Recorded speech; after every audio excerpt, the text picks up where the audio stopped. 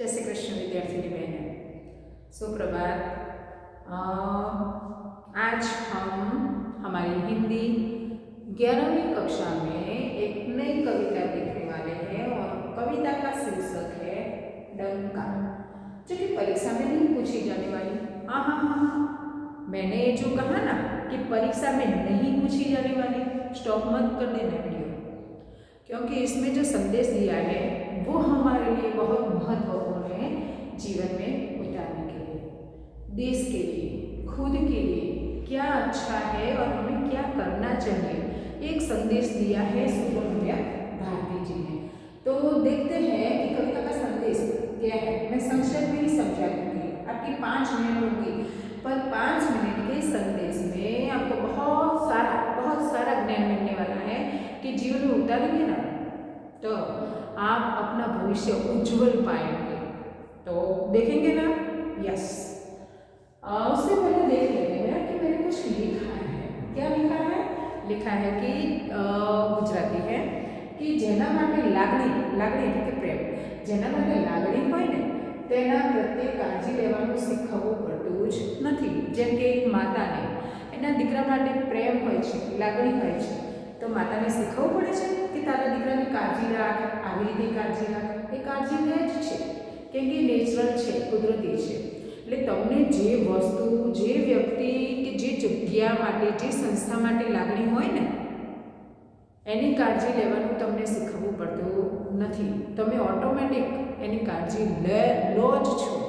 અને જો તમને કહેવામાં આવે કાળજી રાખો, એની કાળજી લો, જો આવું શીખવવામાં આવે તો પછી તમારામાં એ જગ્યા હોય, એ વ્યક્તિ હોય કે સંસ્થા હોય, એ વસ્તુ હોય, એના માટે તમને લાગણી નથી, એ સ્પષ્ટ થઈ જાય છે। એટલે કેટલાક ખાલી ફોર્માલિટીઝ કહેતા હોય છે। ધારો કે મેં તો તમારામાંથી જ કેટલીક વિદ્યાર્થીની પણ જોઈ છે કે ના નિમા વિદ્યાલય અમને બહુ ગમે, અમને માન છે, આવું કહેતા હોય, પણ નિમા વિદ્યાલયમાં કચરો નાખીને ગંદકી કરતા હોય તો જ વિચાર કરી લો કે તમને એમના માટે લાગણી છે કે પછી ખાલી બોલો જ છો। ये स्पष्ट થઈ જાય છે। સાચું ને? ओके, चलिए हम हमारी कविता का संदेश देखते हैं। कुछ इस तरह ही है। संदेश में हमारी जो कवित्री है, हमारी जो कवि है, उन्होंने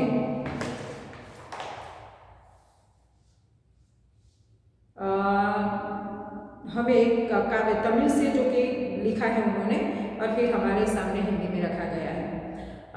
तमिल कवि जो है वो सुब्रमण्य भारती का जन्म तमिलनाडु में हुआ था और उन्हें महाकवि भरतिया के नाम से भी जाना जाता है। हमारी जो ये कविता है तमिल से अनुदित है। शहरों में रहने योग्य जो है कवि ने शहरों को रहने योग्य बनाने के लिए कुछ इच्छा, कुछ अपना विचार व्यक्त किया है। हम देखते हैं कि जाति व्यवस्था में निर्दयता आ गई है, तो उन्हें खत्म कर देना चाहिए कि जाति व्यवस्था होनी ही नहीं चाहिए। रोजी रोटी और औरतों के प्रति प्रगतिशील दृष्टिकोण को रखा है कि रोजी रोटी पाने के लिए ईमानदारी नहीं छोड़नी चाहिए और स्त्री को सम्मान से देखना चाहिए। उनके प्रति नज़र हमारी सम्मान भरी होनी चाहिए। जीवन में कुछ पाने के लिए संघर्ष जरूरी है। बैठे बैठे कभी किसी को कुछ नहीं मिला और नहीं मिलेगा। अगर कुछ पाना है, अंतर का आनंद पाना है, कुछ हासिल करना है तो संघर्ष करना पड़ेगा। कवि वसुधैव कुटुंबकम एवं विश्व बंधुत्व की भावना का भी संदेश देते हैं कि हमारा जो पूरा विश्व है ना एक परिवार है, इसलिए जाति व्यवस्था, भेदभाव सब भूल जाए, एक बनकर रहे, शांति से रहे, खुद शांति से रहे, दूसरों को शांति से रहने दे। तो इस बात का संदेश, शांति का संदेश, संघर्ष करके, संघर्ष मतलब मेहनत करके कुछ पाने का जो है इरादा, उसे हमारे सामने रखा है। कई लोग मैंने ऐसे देखे हैं कि आलसी, अरे मुझे तो ऐसा लगता है कि उनसे अच्छी तो हमारी भैंसें होती है कि चलो 2 वक्त दूध तो देती है।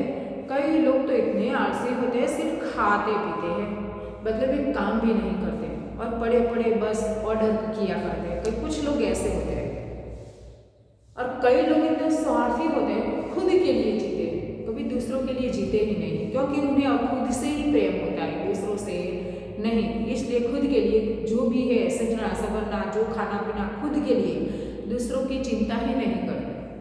तो ऐसे लोग जीने लायक नहीं हैं और ऐसे लोगों के कारण ही हमारा जो समाज, हमारा परिवार, हमारा देश टूटता जा रहा है। तो हमें ऐसे स्वार्थी गुण को छोड़ देना है, खुद शांत रहना है, दूसरों को शांति से रहने देना है। ऐसा विश्व बंधु जो है हमारा वसुधैव कुटुंबकम, विश्व बंधुत्व की भावना लेकर हमारे कवि हमारे सामने आए हैं। उन्होंने कहा है कि मुझे वो बात बताने दो जो शहर के लिए अच्छी है, और वो सच बताने दो जो मैं जानता हूँ। और ये सच है ना, मैं जानता हूँ, मैं कहूँगा तो भगवान भी मेरी मदद करेगा कि जाति व्यवस्था की निर्दयता को मिटा दो, दुनिया खुशहाल हो जाएगी और रोजी रोटी, एक दूसरे को रोजी रोटी में मदद करें, एक दूसरे को काम दे, एक दूसरे की मदद करें रोजी रोटी के लिए, खाने में किसी की मदद करें, किसी को काम दिलाने में मदद करें। हम परमात्मा ने स्त्रियों को विवेक बुद्धि दी है, इसलिए अगर कोई मूर्ख कहे कि स्त्रियों की बुद्धि तो उनकी पैरों की पानी में है तो गलत है, वो मूर्ख है व्यक्ति। क्यों?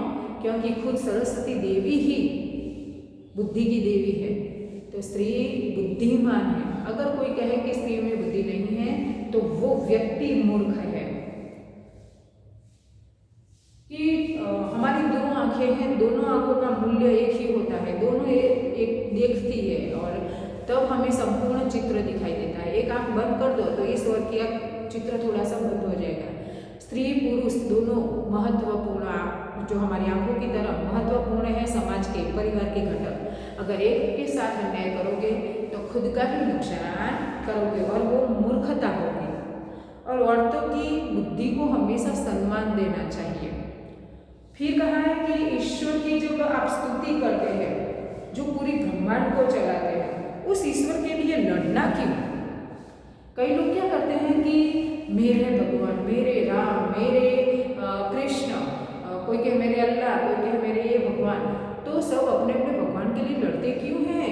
पूरा ब्रह्मांड बनाने वाला ईश्वर एक ही है। हाँ, जिसको जो पसंद है नाम स्वीकार किया, पर ईश्वर एक है, उसे स्वीकार करो।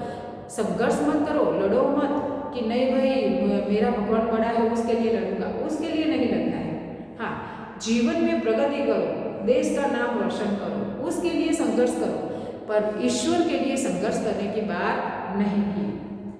सभी लोगों को भाइयों की तरह रहने के लिए कहा है, और अगर सब मिलजुल कर रहेंगे तो ये दुनिया स्वर्ग बन जाएगी, जीने लायक बन जाएगी।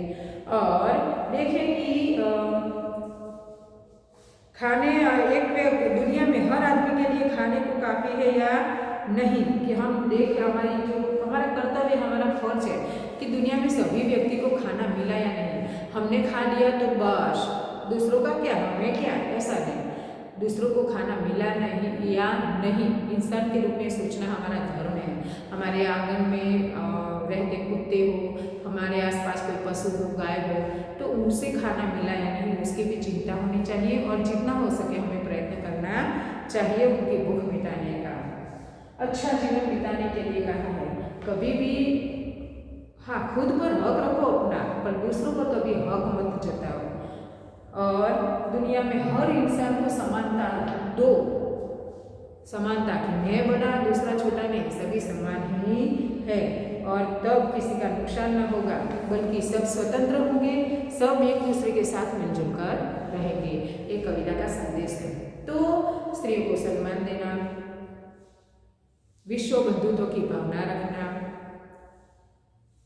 फिर कहा है कि एक बनकर रहना, ईश्वर के लिए झगड़ा न करना, खुद के साथ दूसरों की भी परवाह करना और समानता रखना। ये संदेश कवि ने इस कविता के माध्यम से दिया है। ओके, जय श्री कृष्ण।